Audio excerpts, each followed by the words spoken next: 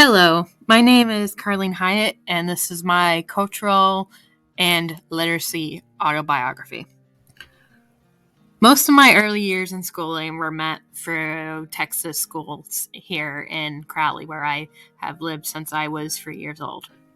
One of my first friends that I had in life, her name was Ashley, and sadly, she had to move away at the end of our first grade. And it showed me how much a friend can really mean something to someone. Growing up, I never really saw any prejudice in my schooling. Even though I was born with cerebral palsy, I was always treated the same as the other kids and did all the other assignments as the other kids. All I had to do was just have accommodations for it.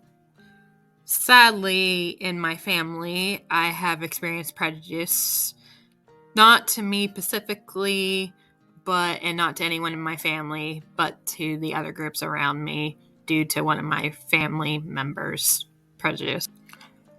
When I was 6 years old, my mom and dad got divorced, and after the split, I lived with my mom throughout it all. She is one of the biggest influences on why I want to read and why I am able to read too.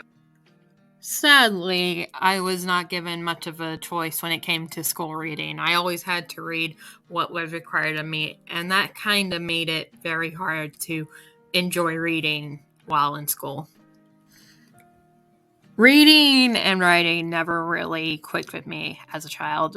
I've always had problems with writing, as writing has never been a strong suit for me, and it sucks because I've always wanted to enjoy writing as much as other people do. When I was in third grade, I was a part of this group called DEAR, which was a reading group to help me learn how to read.